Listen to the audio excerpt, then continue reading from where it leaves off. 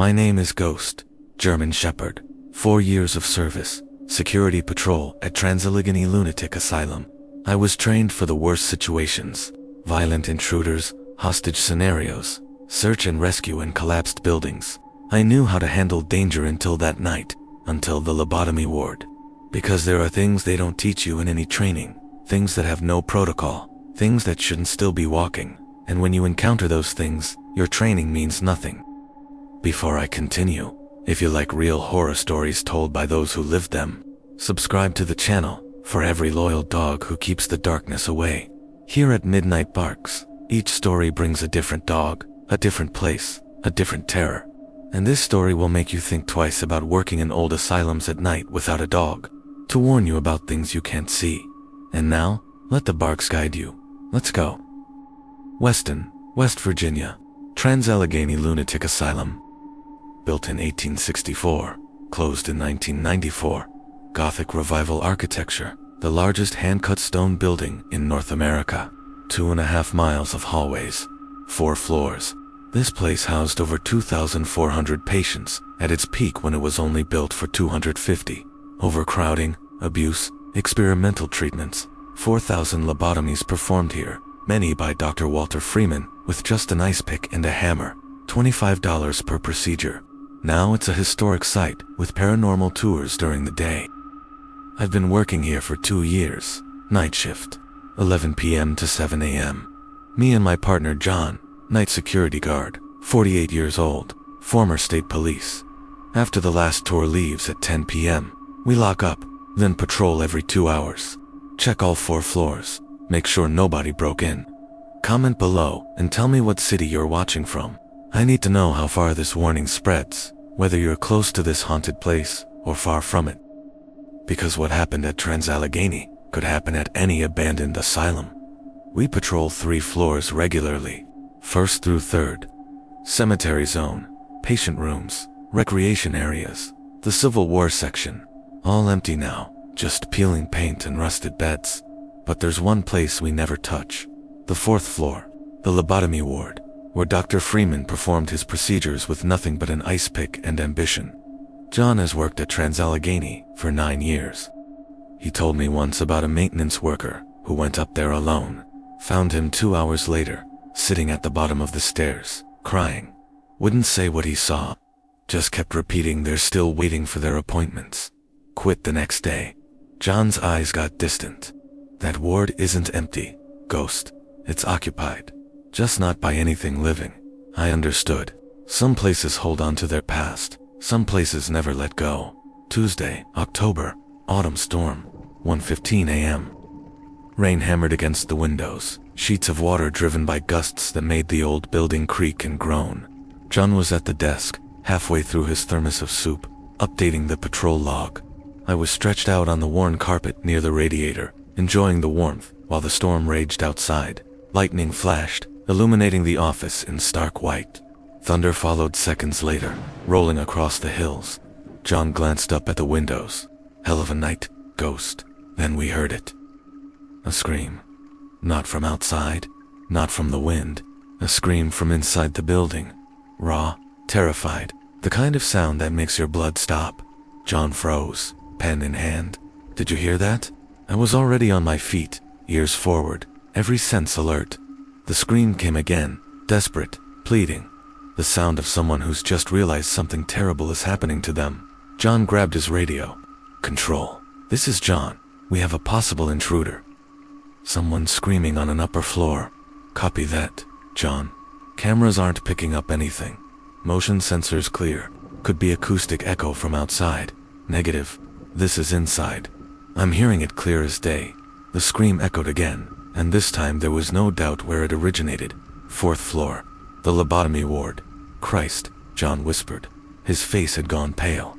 Not up there, I whined, pacing toward the door. Every instinct told me something was wrong. Could be the heating system, John said, but his voice lacked conviction. Old building, metal contracting in the cold, but we both knew better.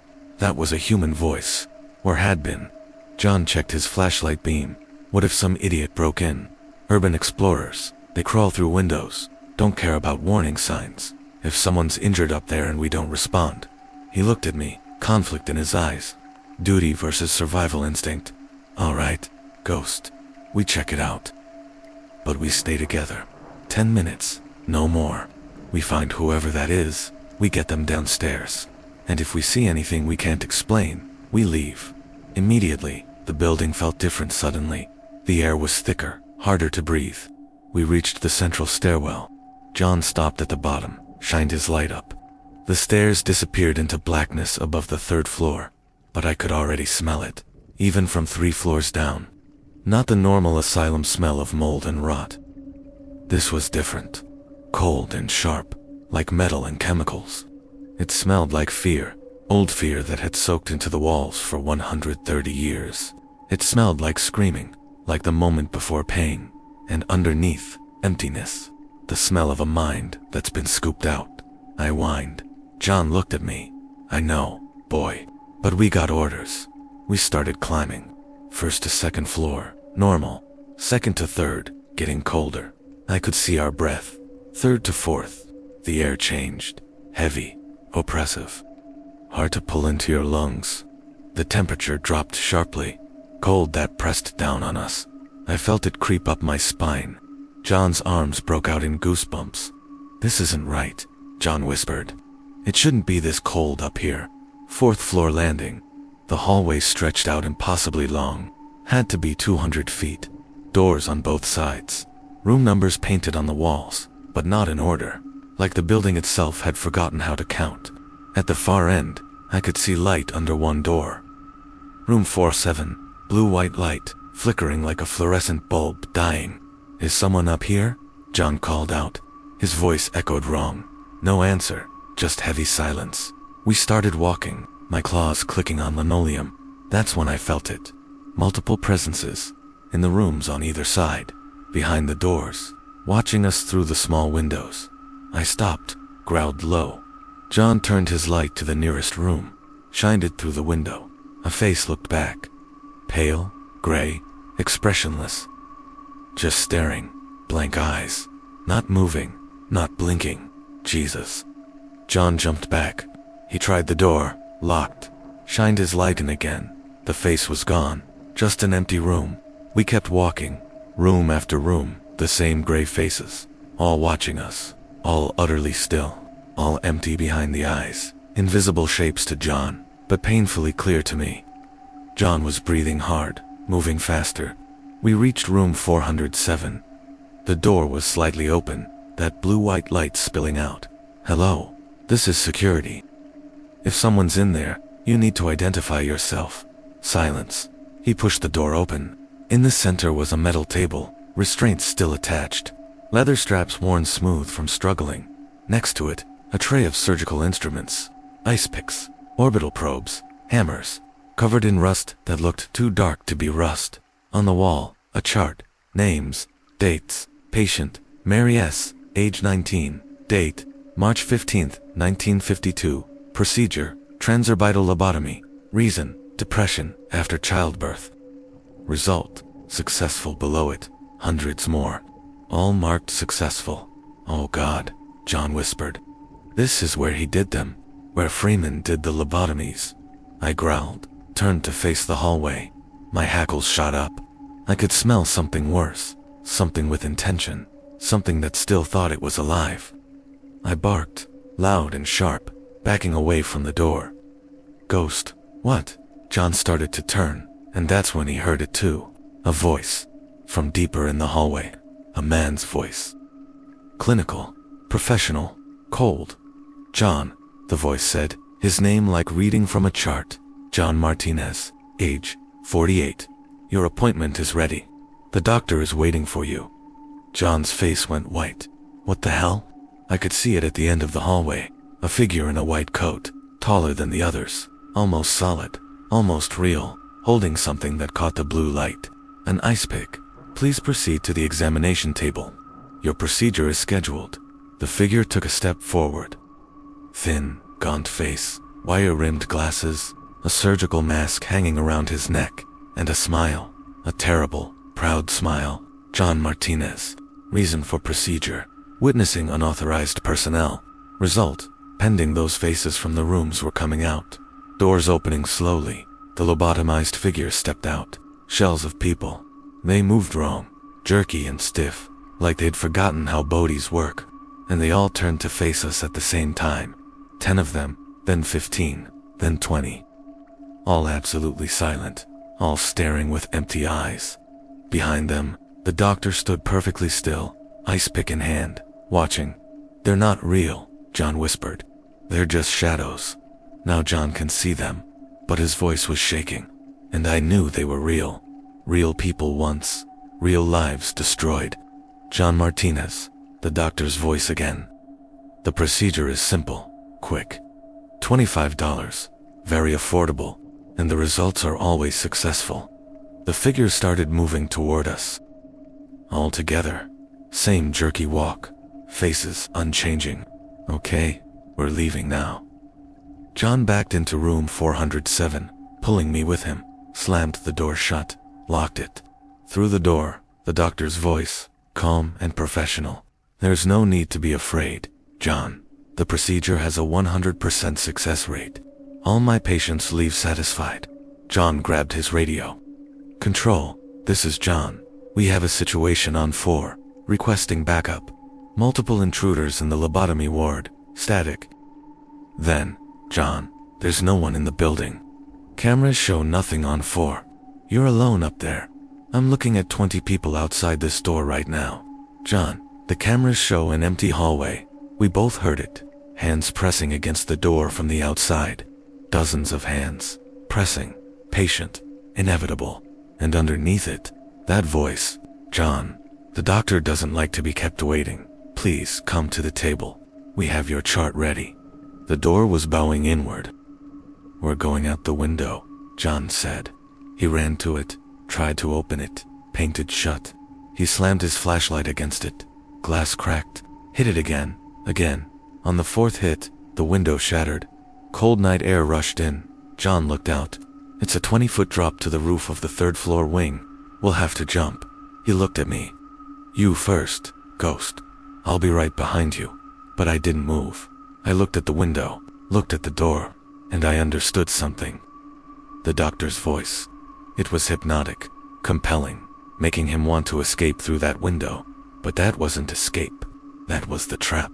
I barked, loud, sharp, grabbed John's pant leg with my teeth, and pulled hard. "Ghost, what are you doing? We have to jump." I pulled harder, dragging him away from the window. The door burst open. The figures poured in, reaching for John.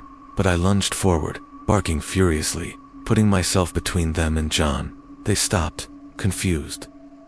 Like they didn't understand resistance, but I didn't move. I held my ground, growling, showing teeth, because I understood now.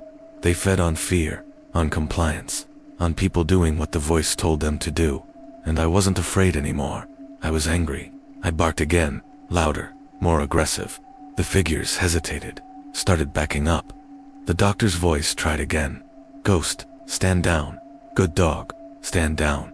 But I didn't stand down. I advanced, barking, snarling, protecting my partner.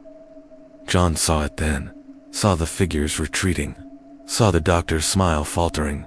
"Ghost, you're right. We don't run, we fight." He grabbed a tray of surgical instruments and threw it at the figures. Metal clattered across the floor.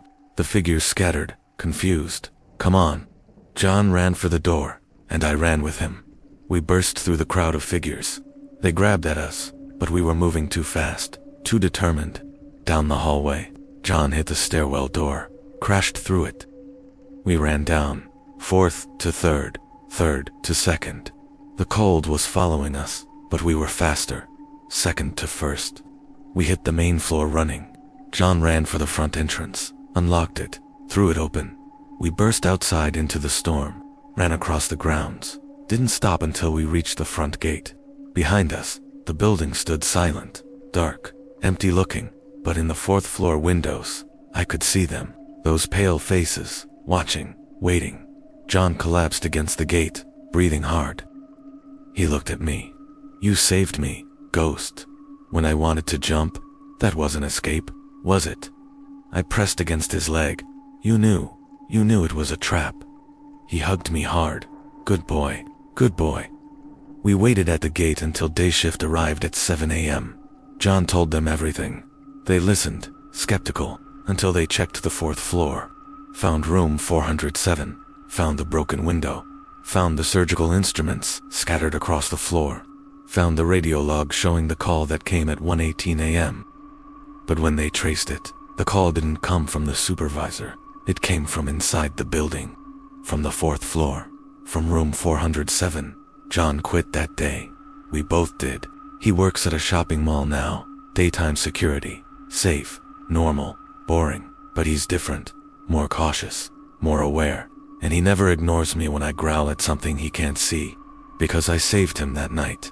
Not by running, by standing my ground, by refusing to listen to the voice that tried to make him jump. Trans-Allegheny is still there, still operating. They still give tours to the lobotomy ward, but John and I know the truth. This was the story of Ghost, German Shepherd from Trans-Allegheny Lunatic Asylum, Weston, West Virginia, United States. If this gave you chills, hit that like button and tell me, have you visited Trans-Allegheny? Have you ever felt something trying to make you do something against your instincts? Subscribe to Midnight Barks. Next week, another dog, another place, another terror. And remember, if your dog refuses to follow orders or pulls you away from something that seems safe, listen to them. Because sometimes your dog sees the trap before you do. Sometimes your dog is the only thing between you and becoming another successful procedure. Listen to your dog, always.